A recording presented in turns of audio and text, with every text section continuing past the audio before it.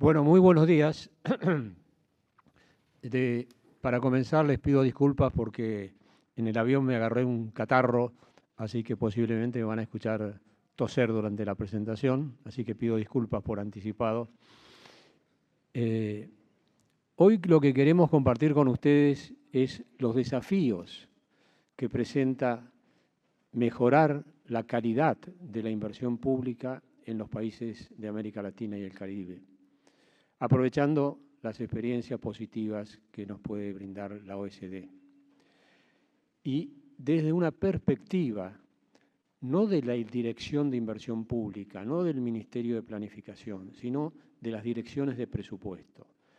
¿Cómo yo desde la Dirección de Presupuesto tengo que ayudar a tener una mejor inversión de calidad y de oportunidad? ¿Y por qué?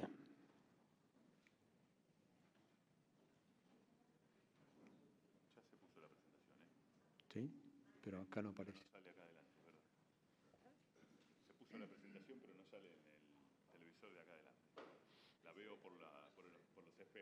Sí, pero nosotros no la vemos.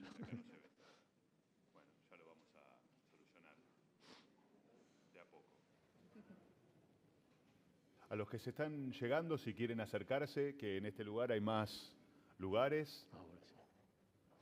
Acá somos una gran familia y nos conocemos.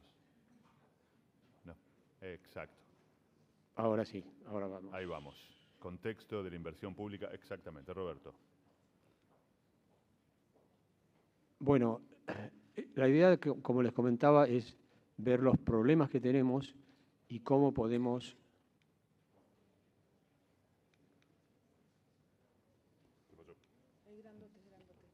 ¿No? Ahí está. Para eso vamos a dividir la presentación en dos pequeñas partes. Lo mío más que nada es una introducción, porque después vienen las presentaciones de Camila, Teodora e Ignacio. ¿Y qué desafíos hoy nos presenta en América Latina y el Caribe para mejorar la inversión pública?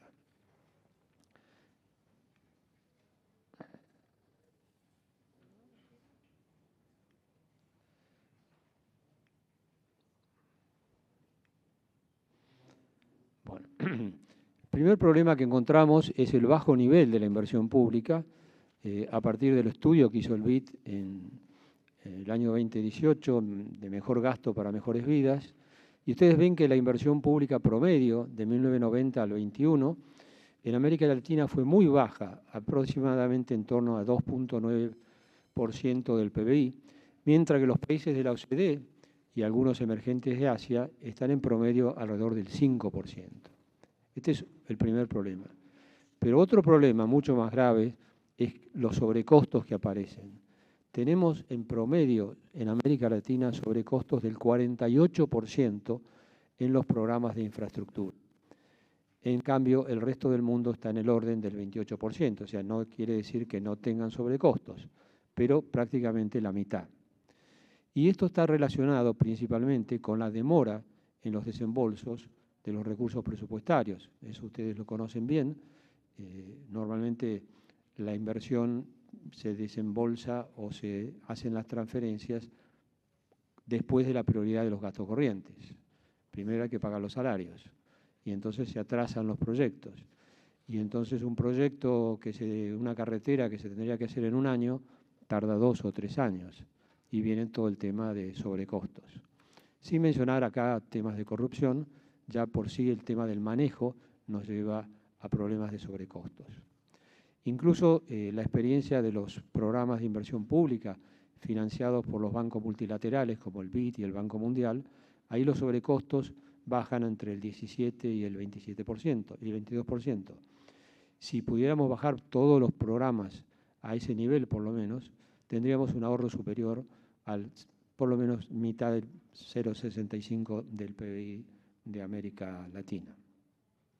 Entonces, ¿cómo enfrentar estos desafíos? El primer problema es coordinación entre ejecutores. Vemos que en muchos países es muy débil la coordinación entre los ejecutores de la inversión pública. y en dos niveles, entre instituciones y organismos con funciones específicas, y también entre los niveles, sobre todo en los países federales, entre el nivel nacional, provincial y municipal. Les cuento una experiencia propia. En el primer caso, la ampliación de un puerto que había que ampliarlo. La institución ejecutora era la Administración de Puertos, pero para que ese puerto ampliado funcionara bien, también había que ampliar la capacidad del ferrocarril y ampliar las carreteras de vialidad. Se hizo el puerto, pero la ampliación de las carreteras y la ampliación del ferrocarril tardaron más de 2 años. Por lo tanto, el puerto estuvo con la misma capacidad por 2 años parado. Por lo tanto, esa inversión tuvo un sobrecosto. Y la coordinación entre el nivel nacional y provincial o municipal también se ha dado. Se ha dado porque a veces las funciones de inversión no están claramente delegadas o no tienen la capacidad algunas instituciones. Mencionaba ayer un colega de Paraguay el tema de una carretera donde se construyó un puente. Está el puente, pero no está la carretera. Entonces ahí tenemos también otra vez un problema de eficiencia, ¿no? Coordinación entre el plan de inversión pública de mediano y largo plazo con el presupuesto multianual. Es importante que tengamos un plan de mediano plazo, no que sea una acción anual, y que a su vez esté coordinado con un presupuesto multianual y que nos permita hacer su seguimiento, de forma que tengamos un programa de coordinación que realmente se vaya implementando y que no genere más demoras innecesarias. Otro de los desafíos es ver cómo podemos incrementar la participación de asociaciones público-privadas, las APP, que tienen una ventaja en términos de generación de empleo. De acuerdo a este estudio del Fondo Monetario de agosto del 21, si ustedes ven ahí para distintas categorías, energía, carreteras, etcétera, pero en promedio, por $1.000.000 invertidos en APP, se generan 25 o 39 puestos de trabajo. Si pensamos una inversión de 100 millones, estamos hablando entre 2.500 y 3.900 puestos de trabajo. Y esto cuando estamos en presencia de presupuestos con fuertes restricciones fiscales, el poder incorporar tanto asociaciones público-privadas nacionales como internacionales es una ventaja que tenemos que tratar de aprovechar. En cuarto lugar, fortalecer el sistema de evaluación ex ante de los proyectos de inversión. En varios países todavía prima más una decisión de tipo político para elegir la prioridad de los proyectos de inversión que el resultado de una evaluación ex ante que diga si conviene o no conviene, cuál es el costo social, cuál es el beneficio social de ese proyecto. Tenemos que promover mucho más las evaluaciones ex ante. Otro de los desafíos es en el sistema de priorización de proyectos de inversión, se basa en resultados de evaluaciones ex ante. Bueno, esto lo acabo de comentar, y no predomina una asignación política. Esto repite un poquito lo anterior.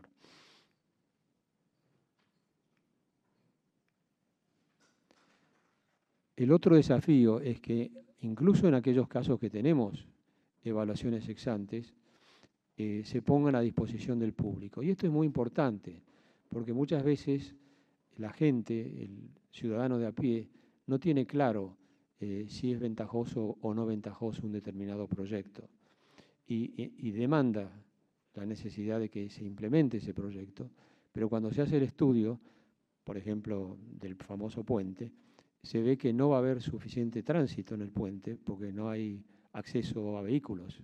Y entonces se hace una evaluación, se comunica a la gente y el ciudadano de a pie, cuando se le comunica por qué hay que esperar un poco para llevar adelante un determinado proyecto, lo entiende y lo comprende.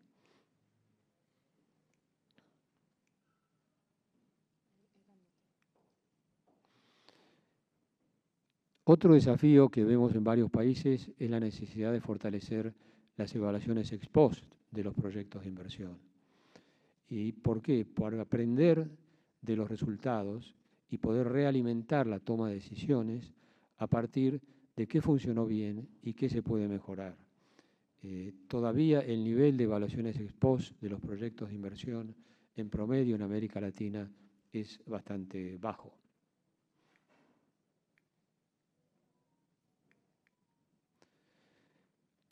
Otro desafío que tenemos por delante es que los resultados de las evaluaciones ex post se utilicen para realimentar el diseño de los nuevos proyectos de inversión.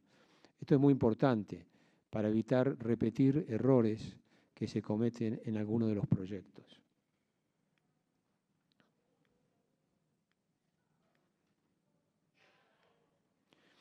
Bueno, y como dice un filósofo contemporáneo argentino, saber que se puede, querer que se pueda. Muchas gracias y le cedo la palabra a Camila.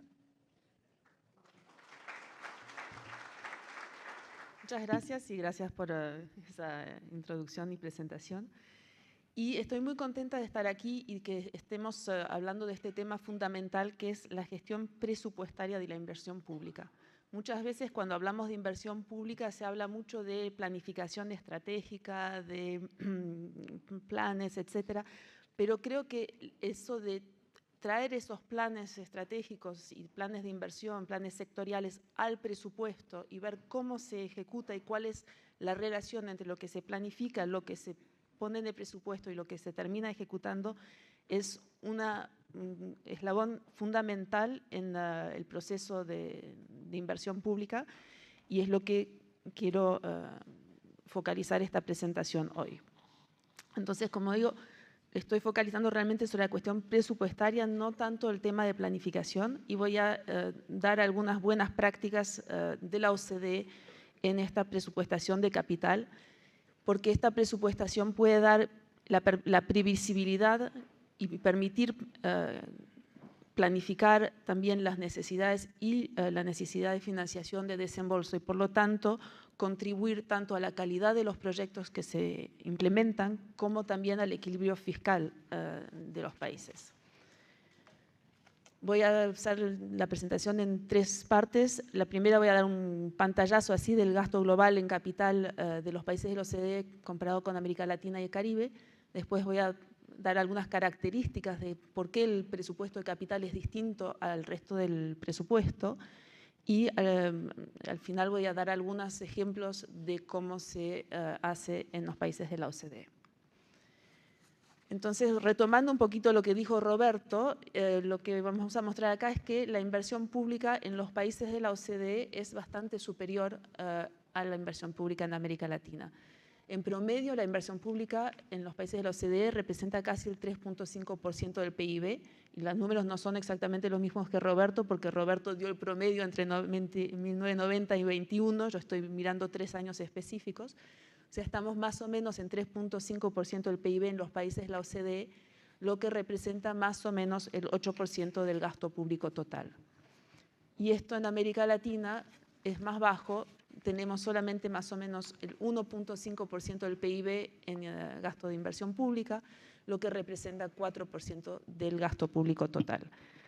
O sea que eso nos pone todavía más énfasis y aprieto en la necesidad de ser más eficientes en la planificación y la ejecución de los proyectos de inversión porque son justamente, tenemos menos fondos para eso. Entonces, ¿qué es lo que pasa durante el proceso de ejecución del presupuesto y qué se puede mejorar? ¿Cuáles son las características específicas de los presupuestos de capital en los países de la OCDE, pero más allá en general? Y hay varios elementos que diferencian el presupuesto de capital del presupuesto operacional y otros. Para empezar, es por ahí a veces un poco complicado o difícil de definir la noción de capital, que es un presupuesto de capital. Entendemos claramente las inversiones, todo eso que brinda beneficios por más de un año, y una visión tradicional de la definición de capital son los bienes físicos, las propiedades, plantas, equipos, automóviles, etcétera, sistemas IT. Pero una visión más moderna también tiende a incluir un capital humano, la educación, la inversión en research and development, ciencia y tecnología, etcétera. Pero ahí hay que tener cuidado también de cuál es el límite. Yo he visto en algunos países, en Italia, gobiernos subnacionales que querían clasificar los sueldos de los profesores como gasto de capital, porque es capital humano que va a contribuir a formar las generaciones futuras. Entonces, bueno, ahí el tema de la definición también hay que ser un poco cauteloso en qué entra dentro de capital. El segundo es que hay argumentos para que haya un tratamiento distinto, especial de los gastos de capital en el presupuesto. Para empezar, vemos en muchos países, y justamente en la región y en Argentina en este momento es bastante obvio también, que el gasto de capital es utilizado como la variable de ajuste para obtener estabilización fiscal y recortar el déficit. Suele ser el primer gasto que se corta y eso se ha visto en todos los momentos en que se ha tenido que hacer consolidaciones fiscales, que sea en las crisis del 2008-2009 o más recientes, siempre el gasto de capital es el más fácil de cortar. Como decía Roberto, primero hay que pagar los sueldos y las obligaciones sociales y cuando queda el dinero se gasta en capital. Entonces está ese elemento. Pero también se escucha mucho el argumento que los gastos de capital son rentables, que es un gasto hoy que va a generar beneficios a más largo plazo. Entonces, recortar el gasto hoy puede tener consecuencias negativas también para el futuro. El tema de equidad intergeneracional. Muchas de estas inversiones pueden tener beneficios para varias generaciones. Entonces, ahí hay que tomar eso en consideración y es un argumento que es frecuentemente utilizado para justificar que se pueda financiar con deuda el gasto de capital, puesto que va a beneficiar a varias generaciones. Entonces es justo que contribuyan por los pagos de la amortización y los intereses de la deuda a financiar esos bienes que también les van a beneficiar. Esos son los argumentos para ese trato especial. ¿Y cuáles son entonces esas características de los gastos de capital? Muchas veces son proyectos únicos, generan un pico de gasto en un año y son proyectos que suelen cubrir varios años presupuestarios. Y eso es el enfoque que voy a ver en la última sección de cómo se puede compatibilizar ese enfoque plurianual del gasto de inversión con los presupuestos anuales que tenemos en nuestros países. Otra característica, como mencionó Roberto, es que tiene sobrecostos frecuentes, entonces eso claramente también afecta los presupuestos y la sostenibilidad fiscal. Un punto importante es que generan gastos operacionales, entonces no solamente es importante presupuestar la inversión, la construcción de la escuela o del hospital, pero hay que tener en cuenta que eso va a generar y va a requerir de otros presupuestos y otros gastos recurrentes todos los años para pagar los maestros, los doctores, las enfermeras, etc. O sea, el tema de los gastos operacionales que va a generar sobre presupuestos futuros. Y también otro punto muy importante, que no es muy sexy, pero que es muy importante, que son los gastos de mantenimiento. Cuando se invierte en la inversión de capital, puede ser crear capital nuevo, pero también puede ser simplemente mantener el capital existente, mantener las inversiones existentes para que sigan funcionando. Y aquí doy dos ejemplos. Uno es en Japón. Japón tiene un plan de infraestructura que tiene 4 pilares y el primer pilar de ese plan es el mantenimiento, porque se dieron cuenta que es mucho más eficiente y rentable mantener y que dejar operacional infraestructura existente que no construir una nueva. Y en Australia clasifican el gasto de capital o los proyectos de capital en 3 tipos de proyectos distintos. Uno que llaman lights on, que sería como mantener las luces prendidas, que son las operaciones de mantenimiento cotidianas de la infraestructura existente. La segunda que caracterizan de crecimiento, que es para mantener el mismo ratio de servicios y de inversión por habitante, teniendo en cuenta la evolución de la demografía. Entonces, si es un país joven que está creciendo con muchos niños, poder construir más escuelas para que haya la misma cantidad de escuelas por niños. Si es un país donde el envejecimiento de la población es importante, al contrario, estar invirtiendo más en los servicios y las infraestructuras para esa población, para mantener el mismo nivel de servicio, simplemente. Y recién la tercera categoría es la de transformación, es la categoría que la que siempre pensamos, pero que no es la única, que es tener inversiones que tengan un impacto sobre la productividad, el crecimiento, la innovación, etc. O sea que por ahí políticamente esa es la más atractiva, pero las dos otras son muy importantes y también hay que tenerlas en cuenta. Otras características de los presupuestos de capital en los países de la OCDE. Por más que hablamos de presupuesto de capital, en general en los países de la OCDE no es un documento legal separado. No hay un presupuesto de capital que se vota por fuera del presupuesto normal. En realidad es la presentación del gasto de capital dentro del presupuesto habitual. Es cierto que puede tener algunos procesos de toma de decisión específicos, especialmente por este tema de la multianualidad, pero en la mayoría de los países es parte del presupuesto normal global del país. Y en términos de reglas y fuentes de financiamiento, muchas veces tenemos la regla de oro que quita el gasto en capital, la inversión pública, del cálculo de la deuda y del déficit, pero eso también es algo que en estos últimos años en muchos países europeos se está quitando y volviendo a incluir el gasto de capital en la regla fiscal general. O sea, ahí hay una discusión. Pueden haber impuestos específicos etiquetados que tienen que ser gastados en capital, como por ejemplo en muchos países el impuesto a la gasolina es utilizado específicamente para financiar autopistas. Y puede haber otras fuentes de ingresos que están etiquetadas también para gastos de capital. Muchas veces lo vemos para las rentas de los recursos naturales o los ingresos por las privatizaciones. Entonces, sobre esto les voy a compartir tres buenas prácticas de presupuestación pública en los países de la OCDE. La primera es tener planes de inversión de largo plazo.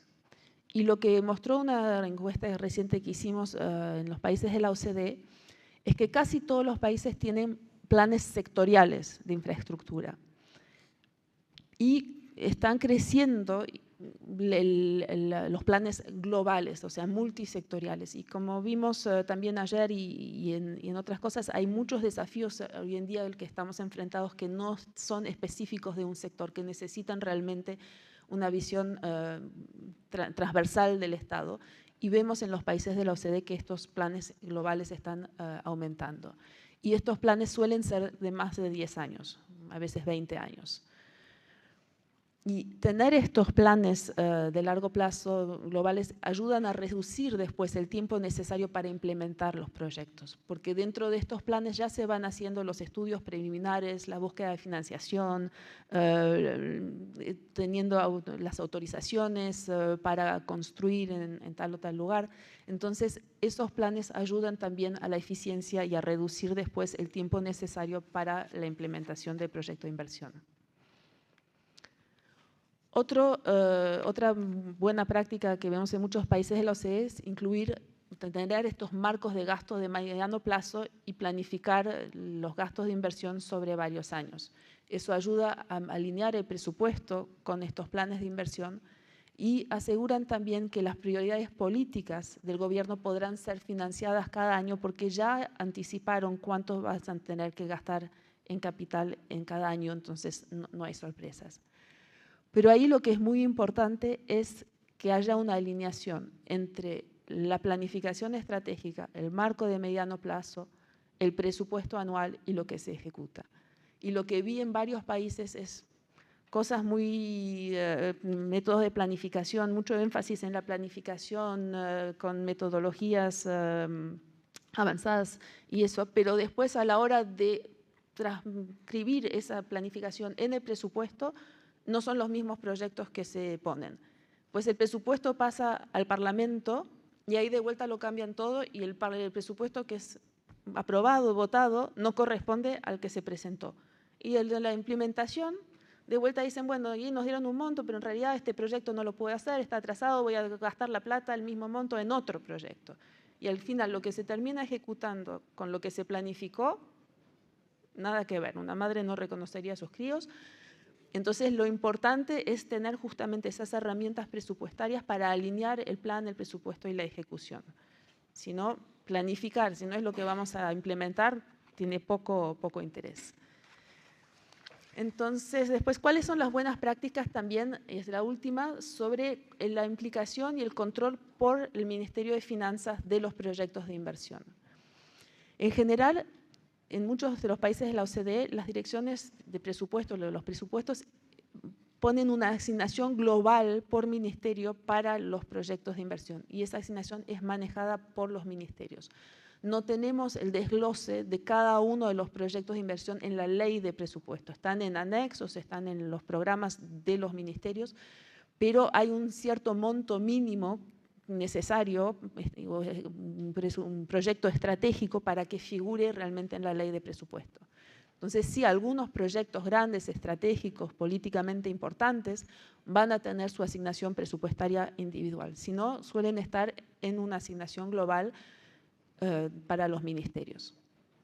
Pero sí, el Ministerio de Finanzas suele tener un ojo y identificar cuáles son los proyectos un poco riesgosos donde tienen que estar monitoreando, cuáles son los proyectos que tienen un riesgo de estar en sobrecosto o de generar tiempos adicionales o que hay una probabilidad que fracase.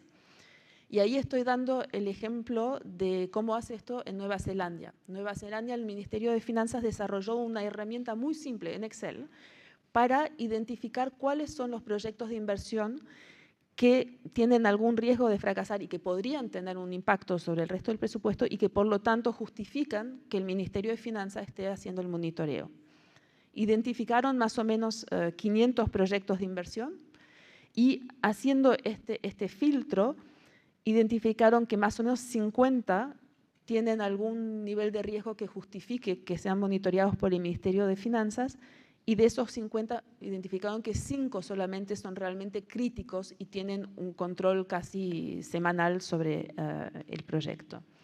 Y este cuestionario se llama el Risk Profile Assessment, que es un tablero Excel, está disponible en internet, muy transparente, y se basa en preguntas muy objetivas para realmente poder identificar objetivamente el proyecto. O sea, ¿el proyecto es superior o no a 10 millones de dólares? ¿Abarca más de un año presupuestario? ¿El ministerio que lo está proponiendo ya tiene experiencia y capital humano para implementar este tipo de proyecto, o es un proyecto como reemplazar todo un sistema IT que se hace una vez cada 15 años, que tiene un costo muy importante y que no hay experiencia frecuente de hacerlo? Entonces, con ese pequeño filtro, identifican cuáles son los proyectos que tienen que ser monitoreados por el Ministerio de Finanzas. Y la última parte es cómo entonces hacemos para asignar presupuestos a estos proyectos que cubren varios años cuando el presupuesto es anual. Y vemos que hay distintas prácticas en los distintos países de la OCDE, todos tenemos este desafío.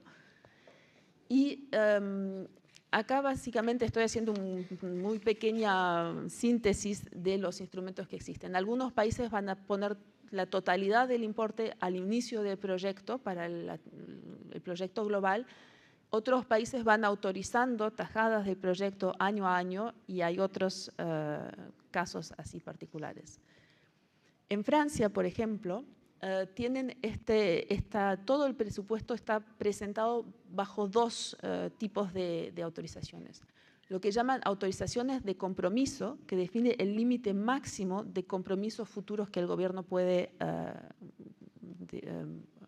comprometer, y el crédito de pago, que define cuánto se va a pagar cada año. Entonces, un proyecto de inversión, por ejemplo, que cuesta 500.000 euros y que se paga 100.000 cada año, va a poner en el año 1 como autorización de compromisos 500.000, autorización de pago 100.000. Y en el año 2, autorización de pago 100.000. Año 3, lo mismo, y autorización de compromiso 0. Y ahí les estoy mostrando cómo es eso, que por ejemplo, esto es un proyecto de la Ley de Presupuesto de 2024 que empezó antes del 2020, y vemos en la columna de arriba, el número 247 era el monto global del proyecto que se autorizó, y cada año se va poniendo el CPE, el crédito de pago, y se va autorizando el pago año a año. Y eso permite también planificar y saber en los años siguientes cuánto se va a pagar, cuánto va a empezar en el presupuesto y qué parte del presupuesto ya está comprometida previamente. Hay otros ejemplos similares. En Estados Unidos, por ejemplo, tienen asignaciones anuales o plurianuales, o tienen una que es asignación sin año. Y ahí los recursos están disponibles sin límites de año fiscal, sin límites de tiempo, están disponibles hasta que se agota. Claro que solamente la parte que se utiliza cada año entra en el cálculo del déficit. Colombia, y aquí seguro hay colombianos que podrían decir eso mejor que yo, tienen el sistema de exigencias futuras, que son estos compromisos que afectan varios años siguientes, que permiten registrar las obligaciones que se van generando para un proyecto que es autorizado y ya poder ir comprometiendo fondos años futuros, aunque después se voten anualmente. Australia tiene algo bastante similar que se llaman las estimaciones futuras, forward estimates, y otros países como Suecia o Noruega tienen presupuestos multianuales, o sea, el presupuesto ya se vota por varios años y entonces el gasto de capital también puede ser asignado sobre varios años. Y con eso terminé los ejemplos de la OCDE y le devuelvo el floor a Roberto. Gracias. Bien, muchas gracias. Gracias, Camila. Continuamos con Ignacio. Ignacio Barrio Nuevo es economista y magíster en administración, coordinador de estudios, metodologías y normas de la Dirección de Inversión Pública, Subsecretaría de Evaluación Presupuestaria, Jefatura de Gabinete. Anteriormente trabajó en la Oficina de Presupuesto. Y para él también le damos un aplauso de bienvenida a su exposición.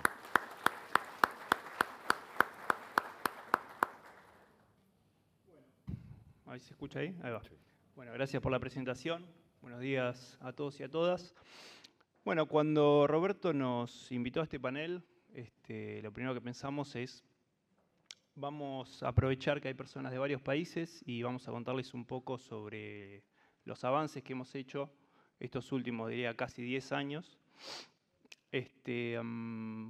para mejorar la gestión financiera en el marco de la inversión pública, ¿no? Un poco la primera pregunta obvia que nos tenemos que hacer es ¿qué tiene el sistema de inversiones para aportar a la gestión presupuestaria, ¿no? Y ahí nosotros durante los últimos años vimos por lo menos 3 focos fundamentales, ¿no? Que son que podemos garantizar que si hay un espacio fiscal limitado, lo ocupamos con proyectos bien formulados, ¿no? El otro día hablaba con una autoridad que tuvimos en la oficina y nos comentaba, miren, en los momentos de alta restricción presupuestaria, lo más importante es que el sistema de inversiones públicas funcione bien, que esté aceitado para garantizar que los pocos proyectos que se puedan llegar a iniciar o que se mantengan en ejecución estén bien formulados. Después, el segundo aspecto es poder mejorar lo que es el seguimiento de la inversión pública. Nosotros en la Dirección Nacional de Inversión Pública administramos lo que es el Banco de Proyectos de Inversión y todo proyecto que ingresa a ese banco se le asigna un código, ¿no? Un código BAPIN lo llamamos. Y ese código es como el documento que después lleva el proyecto al momento del presupuesto y que lo lleva el resto de su vida, ¿no? Entonces eso permite también una mejor trazabilidad de lo que es el gasto dentro del presupuesto.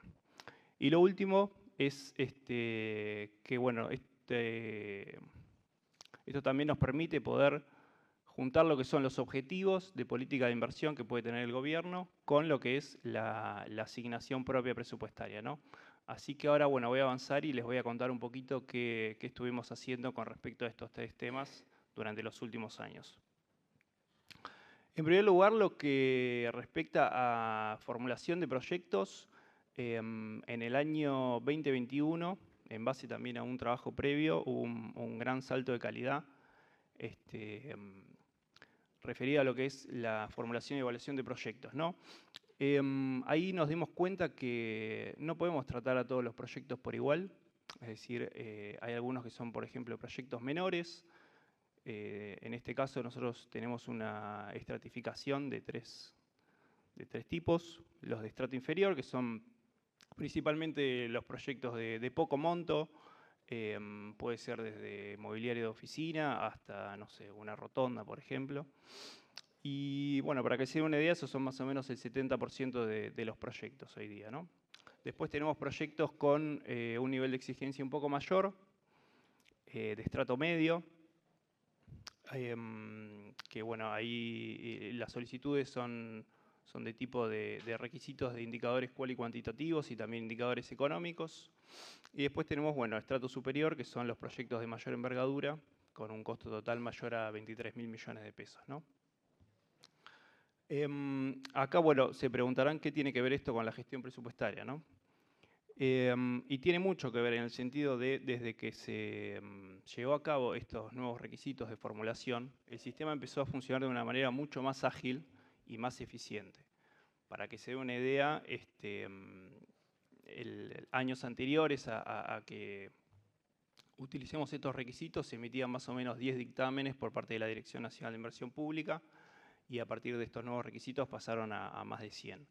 ¿Y por qué digo que esto es importante? Porque si la inversión pública se quiere inmiscuir en el proceso presupuestario, sabemos que el proceso presupuestario, por lo menos la formulación, son unos pocos meses. Entonces, el sistema tiene que ser ágil, tiene que ser rápido y tiene que ser eficiente, ¿no?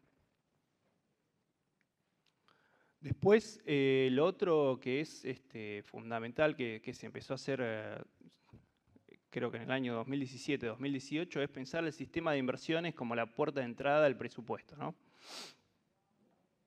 Es decir, para poder entrar al presupuesto, primero se tienen que cumplir una serie de pasos. La primera y fundamental es que el proyecto que se quiere incluir al presupuesto esté cargado en el banco de proyectos de inversión pública. El segundo requisito es, bueno, cumplir con lo que les mencionaba recientemente acerca de los requisitos según la envergadura de los proyectos.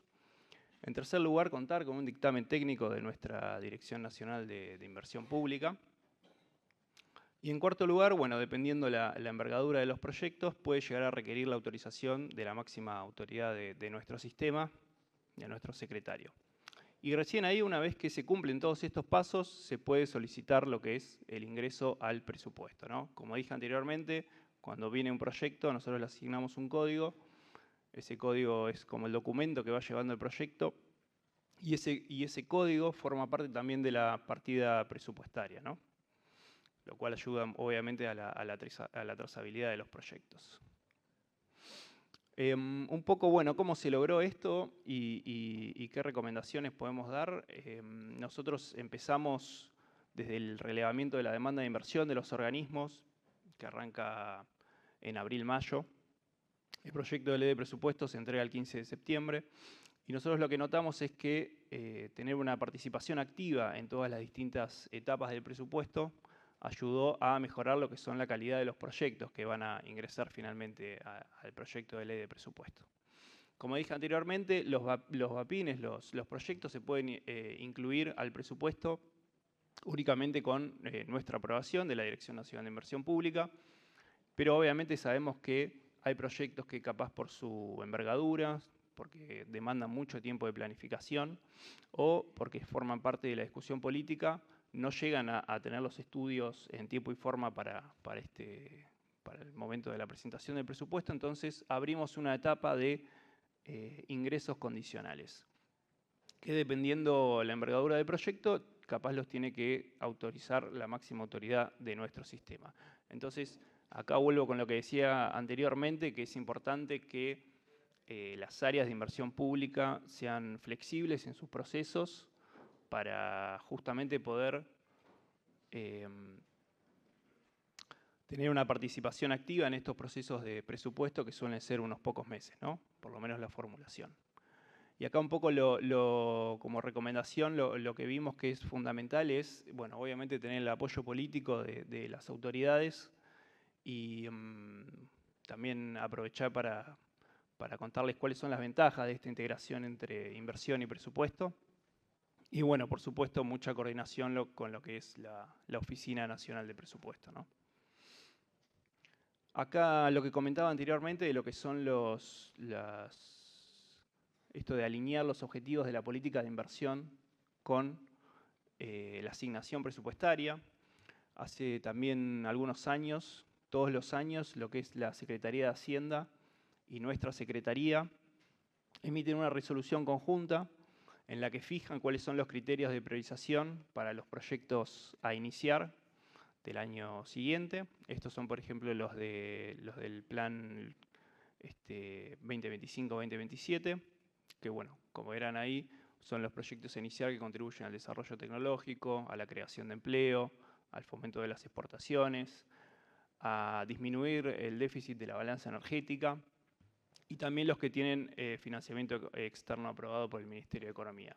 Obviamente, acá se ponderan también lo que son los proyectos que ya están en ejecución y los proyectos que ya tienen un dictamen favorable por parte de la Dirección Nacional de Inversión Pública, ¿no? O hayan presentado los estudios. Hay un poco para ver cómo se traduce todo esto en la práctica. Este es un poco el panorama del Plan Nacional de Inversiones Públicas que está incluido en el proyecto de ley de presupuesto del año próximo.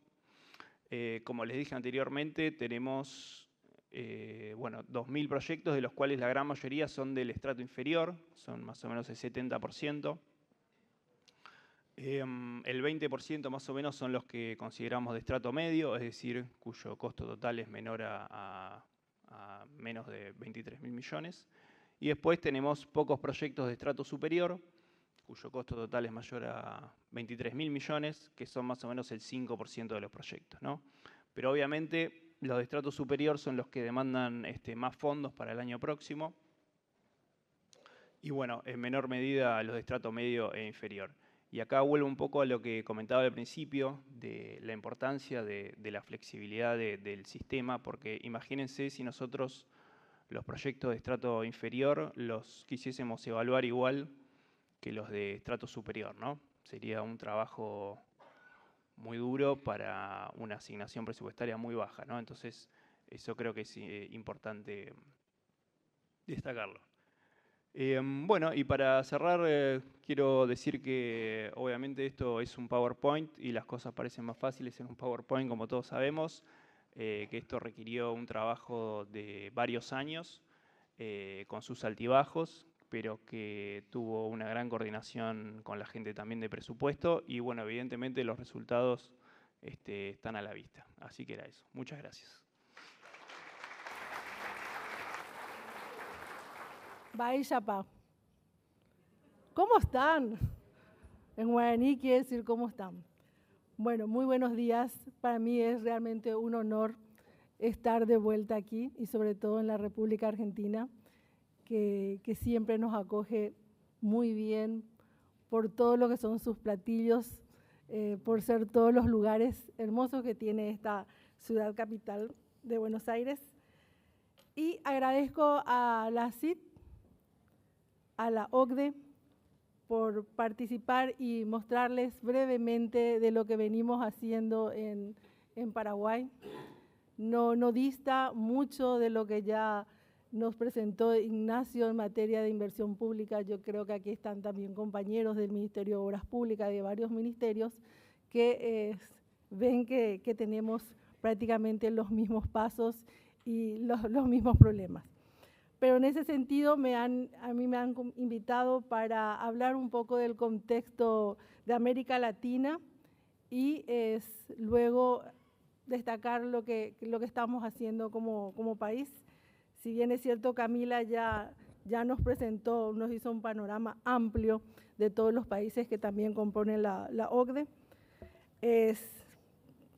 y comprender de qué manera nos ayudan estos problemas que vemos y tomarlos no como problemas, sino como una apertura para grandes desafíos y oportunidades para seguir avanzando. Esto no es muy amigo mío, pero América Latina es una región de grandes potencializadas, pero también enfrenta desafíos estructurales que impactan en su estabilidad económica y social. Y entre los principales retos financieros encontramos la alta dependencia de materias primas, que hace que nuestras economías sean vulnerables a las fluctuaciones de los precios internacionales. Además, el aumento de la deuda pública en varios países limita la capacidad de inversión en sectores estratégicos y restricciones fiscales que dificultan el financiamiento a los programas de desarrollo sociales y sobre todo en infraestructura para el bienestar de nuestros ciudadanos. Sin embargo, junto con estos desafíos, también existen grandes oportunidades de cambio. En los últimos años hemos crecido por el interés de fortalecer la gestión financiera pública, buscando una mayor transparencia y eficacia y eficiencia en el uso de los recursos públicos. También reconocemos que con toda esta implementación de las nuevas tecnologías nos abre posibilidades para mejorar nuestra gestión presupuestaria y promover una rendición de cuentas transparente y entendible con un lenguaje coloquial que llegue al ciudadano, no solamente a nosotros que a veces estamos en las ciudades, sino al último rincón de nuestro país, mostrándole cómo se está invirtiendo, cómo se está gastando. Pero para eso no es solamente hacer un portal de una página web donde solamente al final de hora los técnicos que estamos en eso entendemos y podemos traducir. Tenemos que ser capaces de hacer entender qué estamos haciendo. De eso se trata la parte de transparencia pública. Algunos desafíos que enfrentamos en América Latina y el Caribe. En primer lugar, como les decía, la transparencia y la rendición de cuentas son fundamentales. Muchas veces los ciudadanos no tienen ese acceso claro de cómo estamos utilizando los recursos, lo cual puede reducir la confianza en las instituciones. Eso genera no tener confianza en lo que se está haciendo o en lo que se está invirtiendo. Además, lo importante, siempre venimos hablando de planificación, carecemos de planificación de largo plazo. Los proyectos a menudo cambian de sentido cuando hay un cambio de gobierno, lo que afecta a la continuidad y la efectividad de los mismos. ¿Para qué fueron creados? Cuando se crea un proyecto, se crea con un objetivo principal y qué es lo que necesitamos. Pero finalmente existe un cambio de gobierno, estos proyectos cambian de sentido o cambian de objetivos. Las debilidades institucionales en algunas áreas o simplemente no son suficientes, ya que en muchos casos la falta de personal capacitado, pero no esa capacitación breve y sencilla, sino la profesionalización, ya sea en temas de presupuesto, la profesionalización en un sistema de compras y suministros. A eso debemos apuntar. Y recursos para gestionar estos proyectos con gran eficiencia es necesario entender y saber hacer.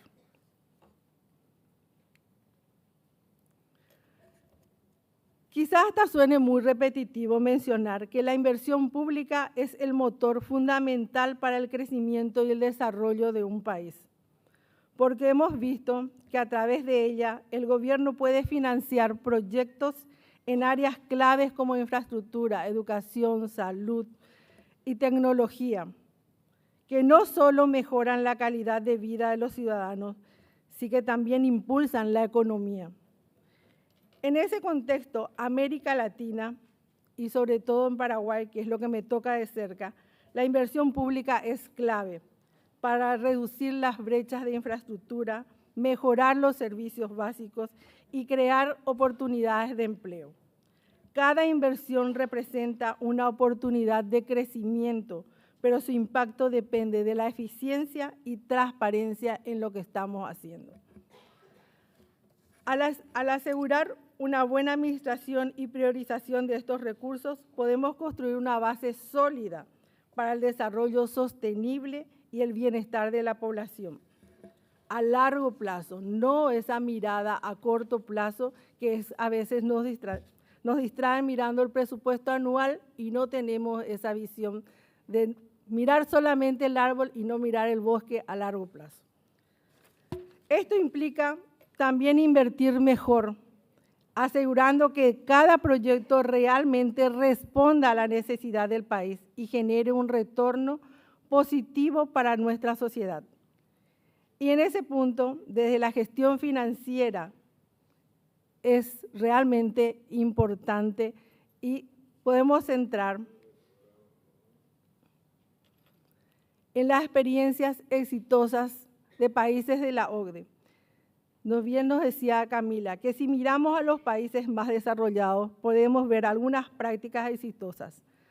Pueden servirnos de ejemplo en cuanto a la planificación a largo plazo que todavía nos falta a nosotros centrarnos y poner el foco en eso para seguir avanzando. Estos países implementan estrategias que trascienden el ciclo político, asegurando que los proyectos de inversión no se vean afectados por los cambios políticos, como decía, o por los cambios de gobierno, como decía inicialmente. Además, los países de la OCDE invierten en fortalecer la capacidad de sus instituciones, no la capacidad de infraestructura, sino esa capacidad en tecnología y la profesionalización de cada uno en los sectores que corresponden. La gestión de proyectos, esto será más beneficioso una vez que entendamos que esas capacitaciones son importantes. En cuanto a la gestión presupuestaria, implementan marcos normativos robustos y usan tecnología avanzada para monitorear y evaluar en tiempo real el progreso de los proyectos. No debemos tampoco perder el foco en evaluar. La evaluación, como bien lo decía Ignacio, y evaluando los proyectos, realmente la evaluación no es un punto negativo. Siempre digo que la evaluación es lo único que te registra una hoja de ruta para volver a retomar lo que estoy haciendo mal y lo tomo como positivo. Muchas veces lo tomamos a la evaluación como una auditoría, no es una auditoría. Y aquí le tengo al ministro de la Auditoría del Poder Ejecutivo, donde realmente estamos trabajando muy de cerca y entender lo que es una evaluación y una auditoría es a veces complicado, pero debemos tratar de disociar.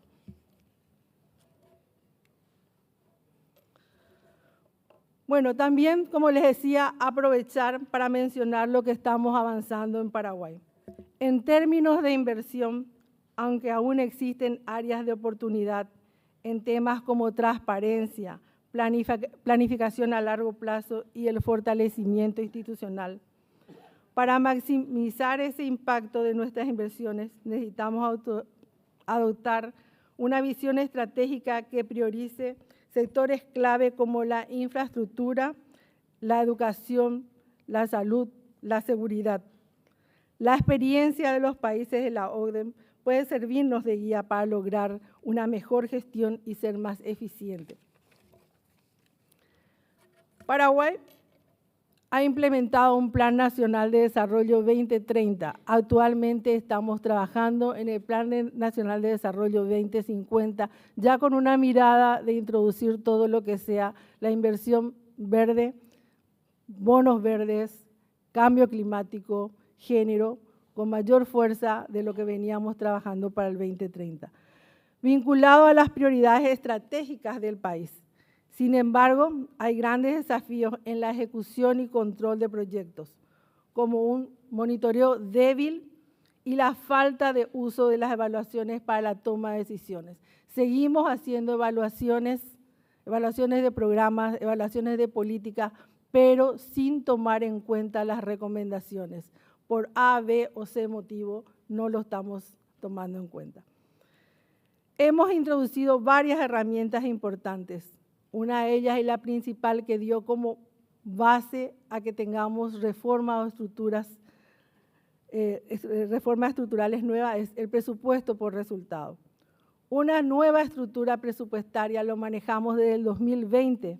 Sin embargo, es como decimos, una nueva estructura presupuestaria.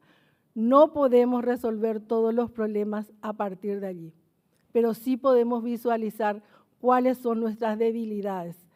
Bien, ayer lo decía el colega de Argentina, al presupuesto le pedimos más de lo que puede dar, pero sí, da lo importante, da lo que es información, pero esa información hay que saber usarla.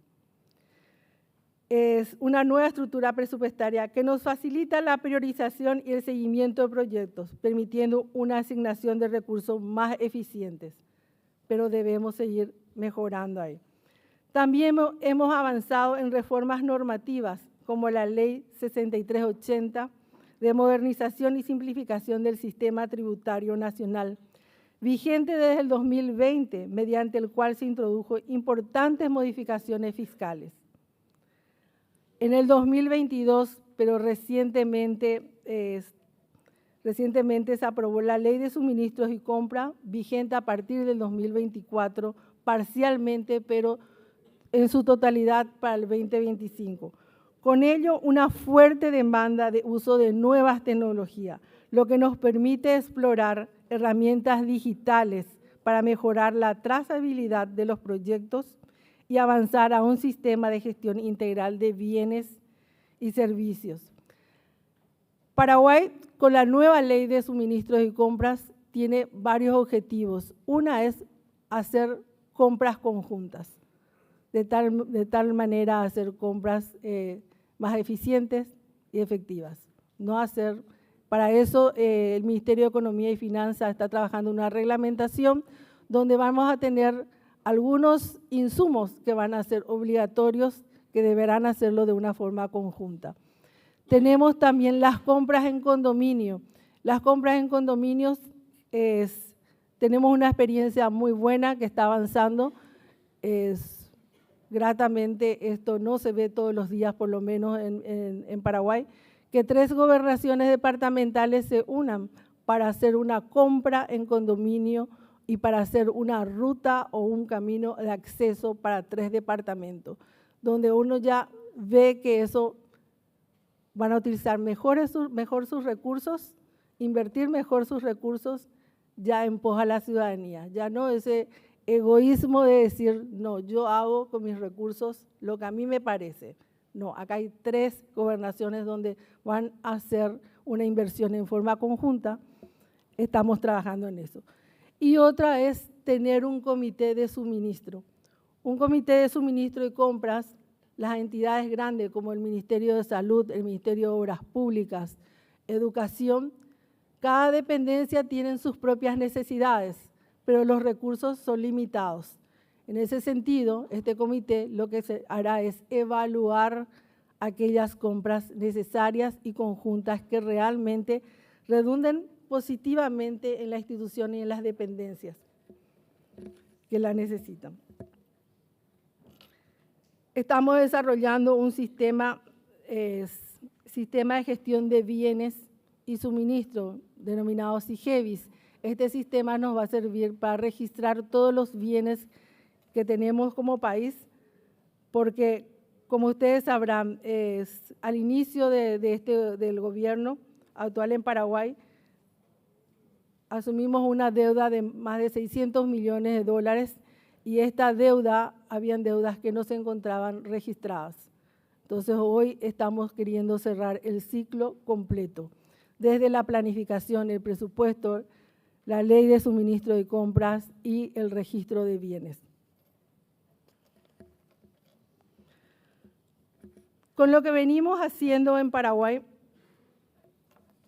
hacia los esfuerzos de convertir los desafíos en nuestros motores, en nuestro motor de desarrollo, con la implementación de estrategias como la asociación, o sea, la alianza pública-privada, el impulso a la infraestructura verde, la descentralización de la gestión financiera para facilitar una gestión más cercana y alineada a las necesidades específicas de cada comunidad.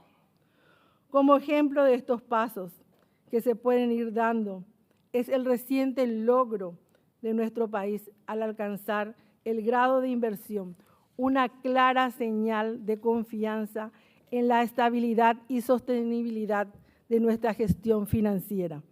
Esto no solo es un reconocimiento, sino una oportunidad para consolidar un modelo de desarrollo responsable y equitativo a largo plazo.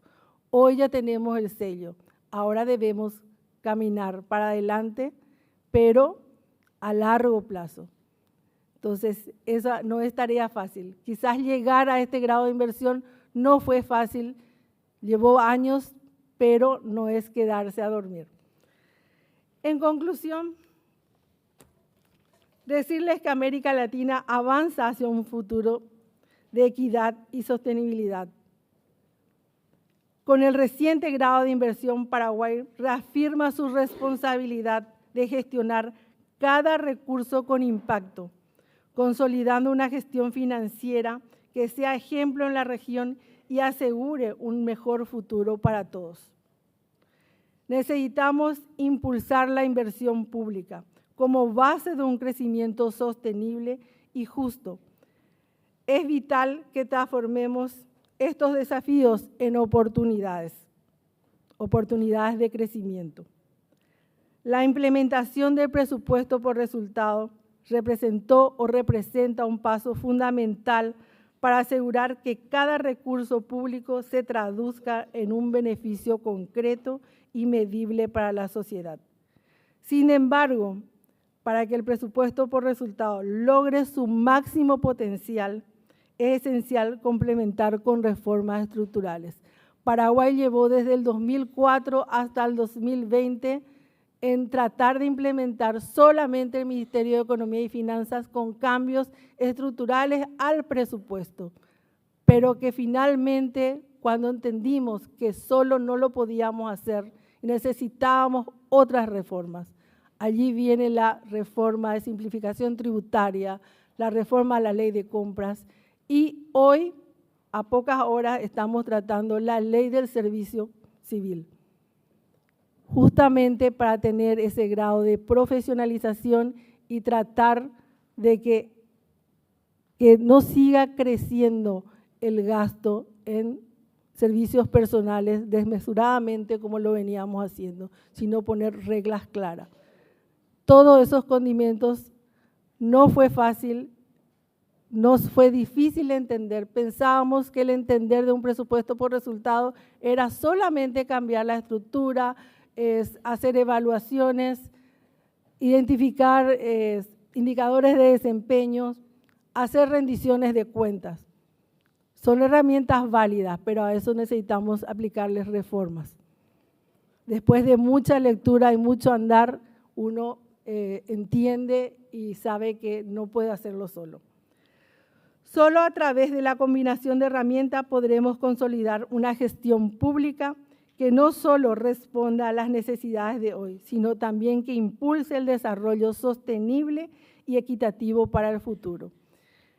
Y aquí, finalmente, quiero que me permita hacer un eco de las palabras del ministro de Economía y Finanzas de Paraguay, quien dice: hagamos una evolución sostenible y no una revolución en materia de gestión pública para seguir creciendo y desarrollando y tener esa mirada a largo plazo. Muchísimas gracias. Yo no les di número, pero les puedo decir, Paraguay tiene una inversión de aproximadamente el 2,3% del Producto Interno Bruto en todo lo que es el presupuesto general de la Nación, que representa aproximadamente el 9% del gasto total. Muchísimas gracias por la atención.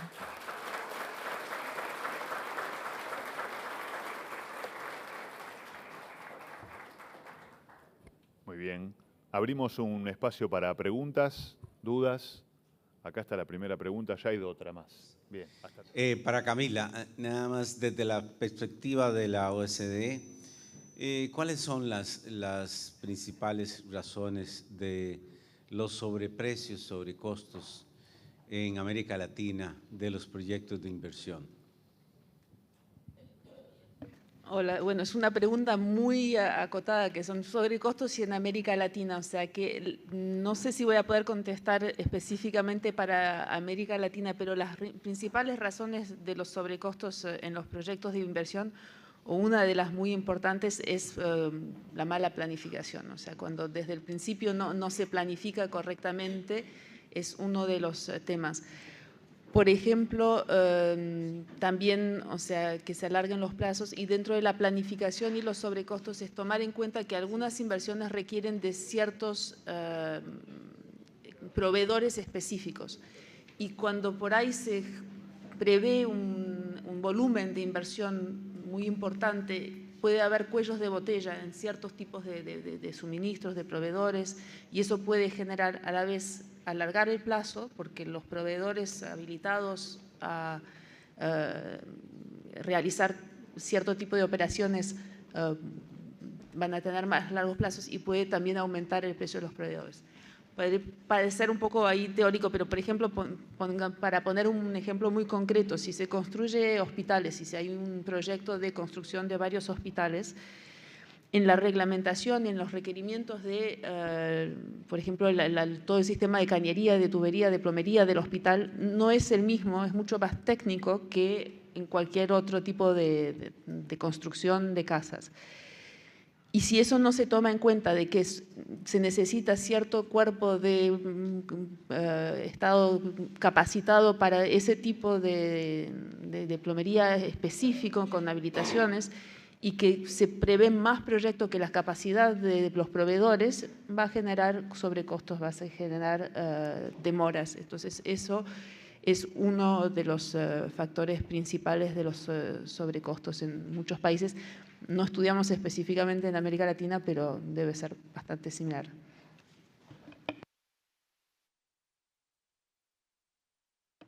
Te voy a agregar un concepto que hemos estudiado en el BIT.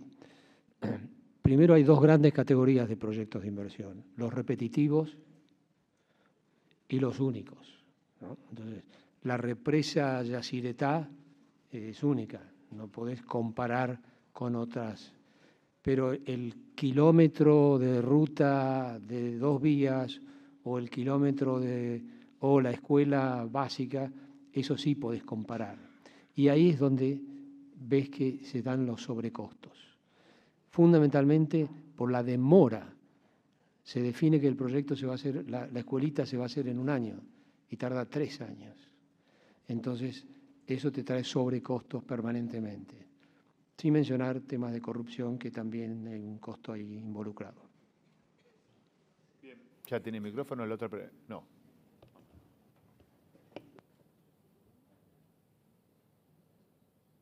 Buenos días, Griselda Gómez de República Dominicana. La pregunta es también para Camila y Roberto, con relación precisamente al equilibrio económico de los proyectos, lo cual, por ejemplo, en nuestro país, sé que muchos, sobre todo después del tema de COVID, pasamos por una situación compleja.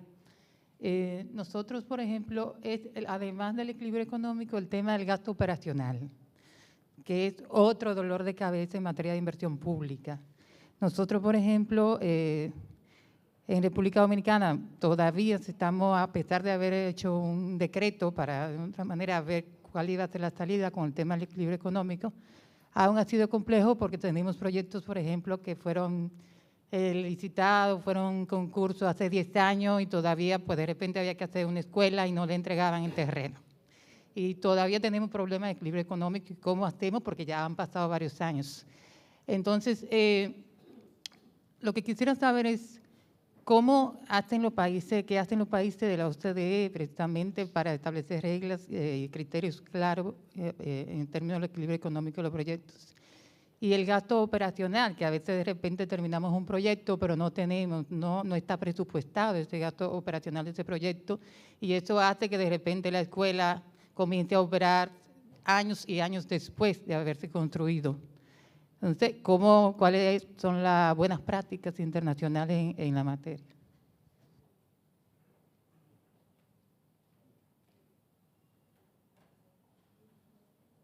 A ver, sobre el tema del gasto operacional, es efectivamente también un desafío. Por ahí, una de las caminos para solucionar eso, o por lo menos donde se hace todavía más problemático, es cuando está separada la decisión y la institucionalización para la inversión pública y la operacionalización. Entonces, cuando, por ejemplo, el mismo ministerio o el mismo gobierno subnacional está a cargo de, a la vez, realizar el proyecto y después operacionalizarlo, va a ser más fácil integrar el presupuesto y la planificación de este gasto a la hora de tomar la decisión que cuando hay un proceso separado para la inversión pública y para la operacionalización. En algunos países de la región es bastante separado, hasta puede estar en 2 ministerios separados, por ejemplo, la inversión y el costo de operación. En otros casos pueden ser 2 niveles de gobierno distintos, uno que está a cargo de la inversión y otro que va a tener después que implementarla y operacionalizarla. Entonces, un gobierno subnacional puede construir una escuela, pero después si es puede llegar a tener un impacto sobre el presupuesto de otro nivel de gobierno. O sea, ahí necesitan también reglas muy claras y que se tomen en cuenta. Instituciones como presupuestos de mediano plazo son también muy útiles para poder ya cuando se inscribe y se anota un proyecto de inversión ir proyectando el gasto operacional que requiere. Pero eso también está en el sistema de tomas de decisiones que tiene que estar integrado. No sé si Roberto quieras tener. No, básicamente es lo que menciona Camila, pero hay también un tema, por ejemplo, después de la presentación que se hizo de Argentina y también Paraguay, el proceso de incorporación del proyecto al sistema. Pero ¿qué pasa? Que muchas veces no se hizo la evaluación y te dicen, no, pero el proyecto ya está iniciado con $1. Está iniciado. ¿Cómo está iniciado? Pero no pasó por el proceso, no lo vimos, no lo evaluamos. ¿Por dónde? Ah, pero ya está iniciado, no sabíamos. Ahora hay que continuarlo. Y entonces es una forma de, están las reglas, está el proceso, pero hacemos trampita, ¿no? Y eso pasa en varios países. Bien. Tenemos la última pregunta. Ya tiene el micrófono el caballero. Sí, háblenlo. Estaría prendido. Sí. Buenos días. Disculpen que me paré porque soy un poco enano. Vengo de Guatemala, cuna de la cultura maya, ¿verdad? El país de la eterna primavera. Quiero hacerles una pregunta y agradecidos con ustedes por este seminario, ¿verdad? Que primera vez que estoy participando, ¿verdad? Y en mis conocimientos que he tenido en cuanto a la ejecución del presupuesto, creo que casi mantenemos el mismo comportamiento, ¿verdad? De que tenemos una baja ejecución del presupuesto de inversión y una altísima ejecución del presupuesto de funcionamiento, ¿verdad? Entonces, desde el punto de vista de los expositores que nos han hecho muy buenas presentaciones, ¿qué recomendaciones consideran ustedes prudentes para que nuestros gobiernos puedan tomar en cuenta cómo mejorar el porcentaje de inversión pública?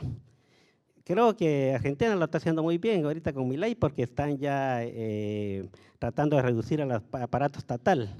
Pero aparte de reducir el aparato estatal, hay otras medidas que deben ir más allá.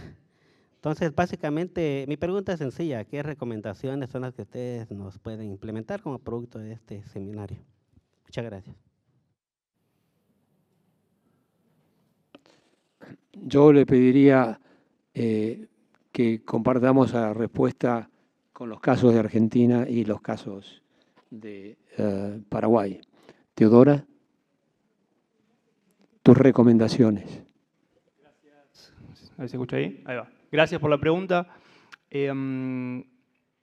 Mira, te hablo desde la experiencia que tuvimos en el año 2022, enero de 2022, que en el marco del acuerdo con el Fondo Monetario Internacional se hizo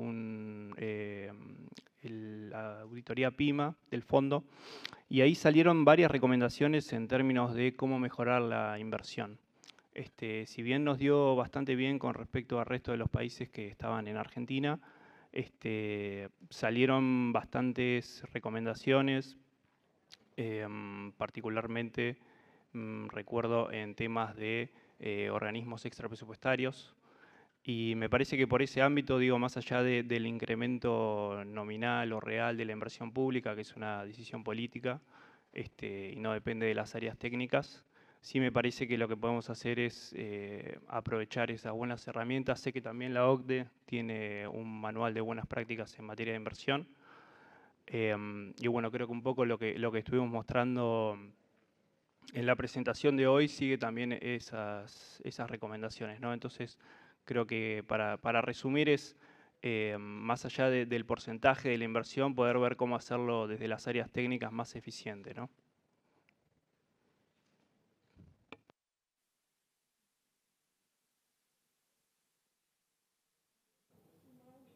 Ya decía Ignacio y lo que estaban comentando es sumarle todas las herramientas que ya habíamos desarrollado es fundamental. Pero en los últimos años, Paraguay siempre la inversión en infraestructura, sobre todo, se hace a partir de préstamos con los organismos multilaterales, y estos organismos multilaterales ya nos ponen una condición o una meta, un objetivo.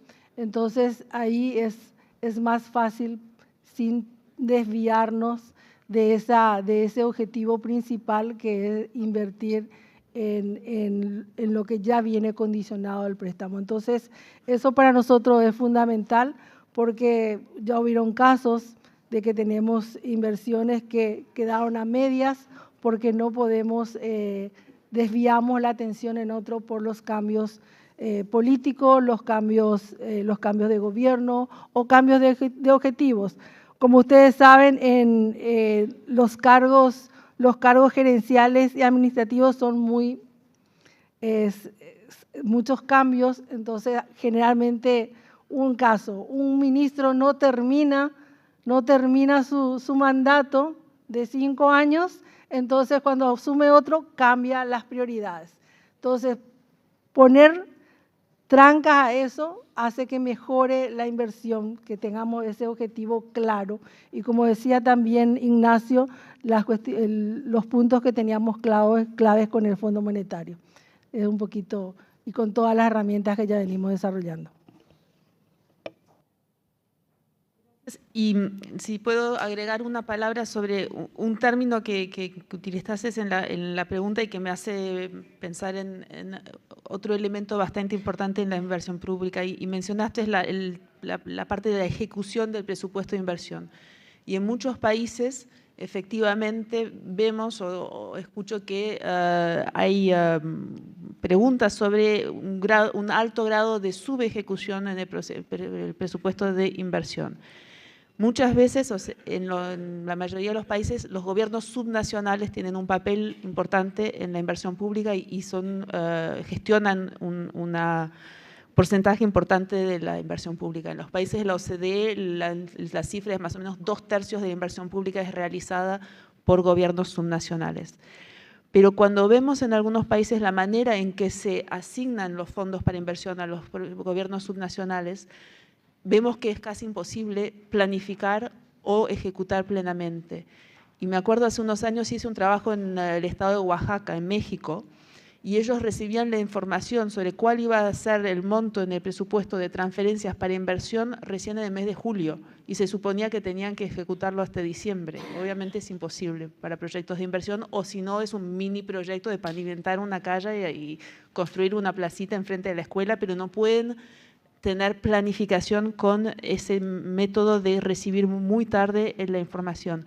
Eso también es el caso cuando, por ejemplo, los recursos para inversión pública dependen de cánones mineros, que a veces son conocidos también bastante tarde en el año, y que entonces, si las reglas es que se tiene que gastar el dinero en inversión el año en que se generó ese ingreso de canon, va a llevar a proyectos chiquititos, fragmentados, no planificados, y por ahí la cuestión es tratar de rever la regla de en qué momento se puede utilizar esos recursos para aumentar justamente la capacidad de planificación, contar con previsibilidad sobre varios años, sobre cuántos recursos se va a tener, y también tratar de tener mecanismos como el que escuchamos recién en Paraguay, de coordinación entre distintos gobiernos subnacionales para implementar proyectos un poco más amplios y no que haya una fragmentación también de la inversión pública, porque cada pequeña municipalidad o cada región, estado, provincia, cuando estamos hablando de entes más grandes es menos grave, pero sobre todo cuando estamos a niveles locales puede llegar a una fragmentación de los proyectos que pierde entonces relevancia estratégica para el desarrollo. Gracias. Sí. Yo te agregaría que hay un método buenísimo que se llama que la inversión pública alcance las 3 B largas. ¿Sabés lo que son las 3 B largas? Bueno, bonito y barato. Bien. Ya está el micrófono con la última pregunta. Ahí está. Buen día. Mundo Vizcaíno, la República Dominicana. Agradezco por la palabra de cada uno de ustedes en el día. Debe estar apagado, quizá. Ahí voy. ¿Se escucha? A ver. Ahí. ¿Me escuchan ahí? Sí. ¿No? Ahora sí. Bueno, buen día y muchas felicitaciones a ustedes por su disertación. Ayer, como era para los directores de presupuesto, hay un tema que es de mi interés y que ustedes han continuado en el día de hoy, y es sobre la comprensión del presupuesto. Todo descansa allí, pero la sociedad sigue teniendo déficit de comprensión a la hora de que se le habla de presupuesto. Ayer, por ejemplo, nosotros abordábamos un taxi y él preguntaba que qué hacíamos aquí en Buenos Aires y le decíamos que estábamos en un seminario de presupuesto, y lo que se burló, eso, o sea, porque es lo que el pueblo en América Latina tiene en su mente. Mi país, por ejemplo, República Dominicana, recientemente sometió un proyecto de reforma de modernización fiscal para buscar más plata para poder cubrir todos los proyectos y todo lo que el gobierno central debe hacer durante la gestión. Pero el presidente tuvo que retirarla, nuestro presidente, porque la sociedad no quiere pagar más impuestos, no quiere que le creen nuevos impuestos, y precisamente porque no comprenden aquello. Entonces, de repente, si usted se va, por ejemplo, a Guatemala, ya el de Movimiento Semilla ya no le esperanza y votaron por él. Si se va, por ejemplo, al caso de Colombia, ya Petro no le esperanza y habían votado por él. Y si se van, por ejemplo, al área de qué sé yo, Honduras, ya Xiomara Castro, no es la esperanza, pero habían salido de Juan Orlando Hernández. Y es precisamente porque la población tiene déficit de conocimiento de la importancia del presupuesto. Entonces, a mí me gustaría saber a qué conclusión llegaron ustedes ayer, y los que están aquí también en la mesa, para que la población, o sea, el obrero, pueda entender la importancia del presupuesto en un país para que el país pueda desarrollarse y cada uno contribuyamos a esa meta.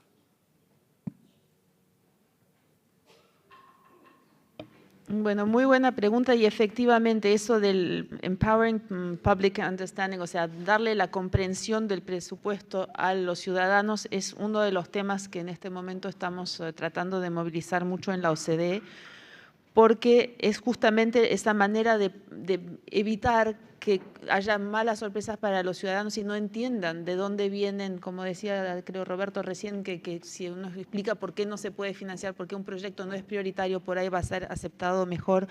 Y también en términos de presupuesto, cuando explicamos cuáles son los desafíos y cuáles son los riesgos de los desequilibrios, por ahí es más fácil la adhesión y generar la confianza. Sobre esos temas, en los países de la OCDE hay como varias herramientas que se utilizan. Una es que las instituciones fiscales independientes, lo que se llaman consejos fiscales o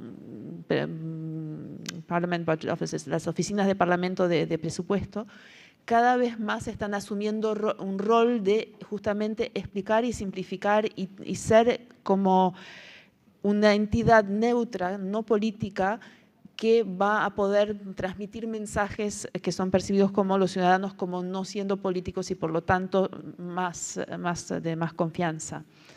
Las oficinas de presupuesto, el Ministerio de Finanzas también hacen esfuerzos en realizar presupuestos ciudadanos, portales de fácil acceso y presentar la información de forma digestible y poniéndose desde el punto de vista del ciudadano. ¿En qué el presupuesto me está afectando? ¿En qué me impacta? ¿Qué es la información que yo, ciudadano, necesito?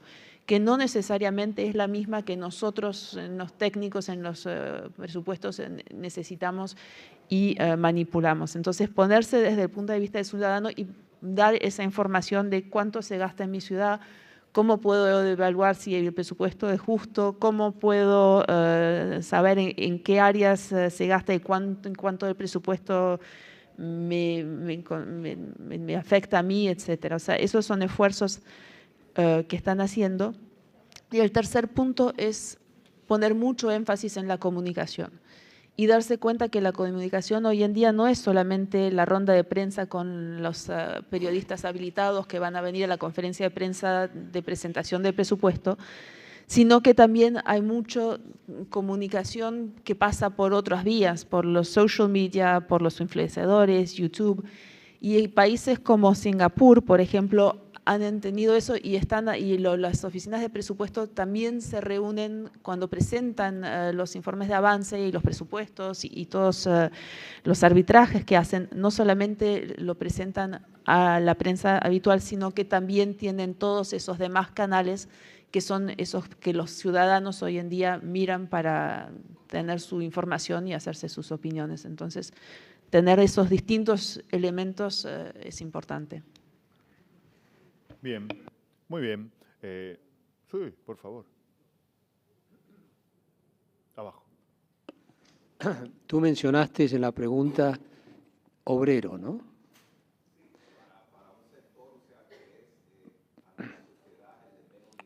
El de menos nivel.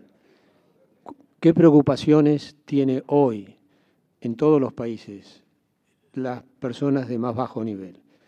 Primero, tener trabajo. Segundo, tener salud para poder ir al trabajo. Tercero, tener transporte para poder ir a trabajar. Educación para el futuro y seguridad para poder hacer esas cosas tranquilo. Entonces, un primer paso es poder transmitir de tu presupuesto cómo estás afectando esos 5 puntos. Porque si le empezás a hablar de en qué gastás la plata la Cancillería o el Ministerio de Defensa, te va a decir, y a mí que no me afecta eso. Entonces, primer paso, concentrarse en la comunicación básica de esos elementos.